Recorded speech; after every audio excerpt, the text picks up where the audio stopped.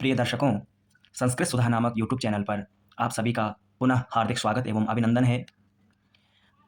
आज एनसीईआरटी द्वारा कक्षा 6 के लिए दीपकम पुस्तक पाठ्यक्रम में समावेशित की गई है। इसलिए आज हम इसका पहला पाठ वयम वर्णमालाम पठामः के विषय में चर्चा करेंगे। साथियों, आप सभी जानते हैं संस्कृत भाषा विश्व की सबसे प्राचीन एवं वैज्ञानिक भाषा है और किसी भी भाषा का प्रथम सोपान उसकी वर्णमाला होती है। जैसे घर में हम छत तक चढ़ने के लिए एक सीढ़ी का प्रयोग करके उस छत तक पहुंच जाते हैं, वैसे ही संस्कृत भाषा में प्रवेश के लिए, संस्कृत भाषा में अधिकार के लिए हम सभी को उसकी प्रारंभिक सीढ़ी जो वर्णमाला है उसको जानना आवश्यक होगा। संस्कृत भाषा में दो प्रकार के वर्ण हैं, पहला स्वर और व्यंजन।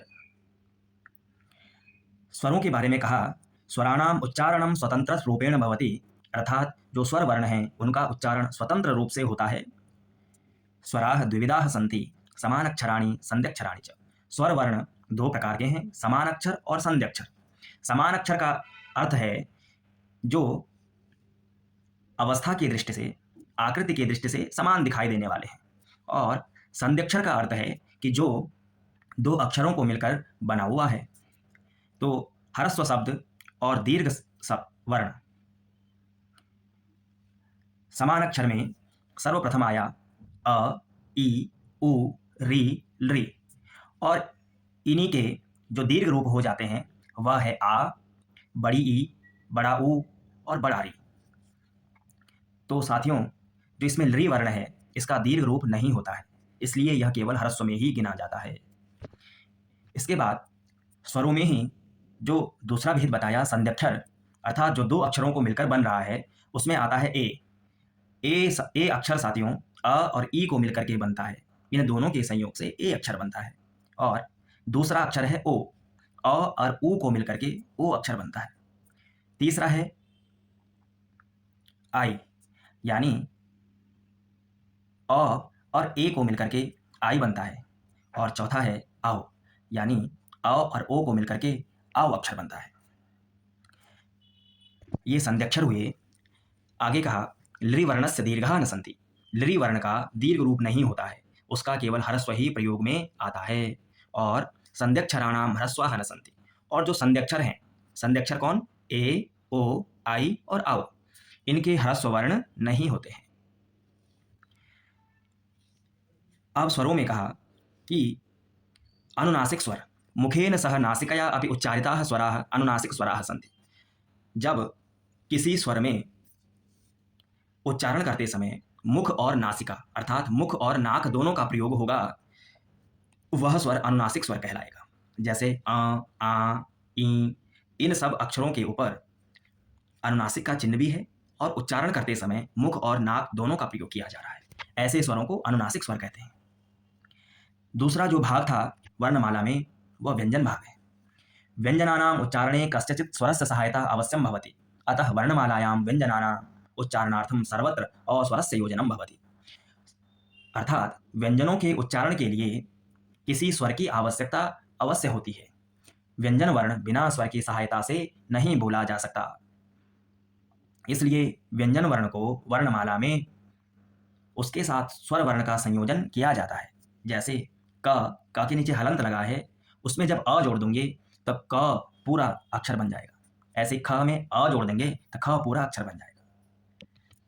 अत्र व्यंजनम केवलम क ख ग घ इत्येव अस्ति। जब इनके नीचे हलंत का चिन्ह आएगा तब ये व्यंजन है, और जब इनके साथ स्वर वर्णों को जोड़ दिया जाएगा तब ये स्वर की सहायता से बोलने वाले व्यंजन कहलाएंगे।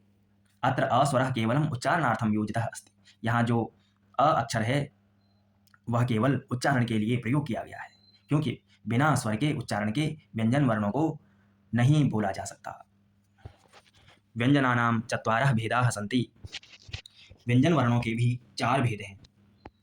आइए देखते हैं कौन से 4 भेद हैं। पहला कहा स्पर्श वर्ण।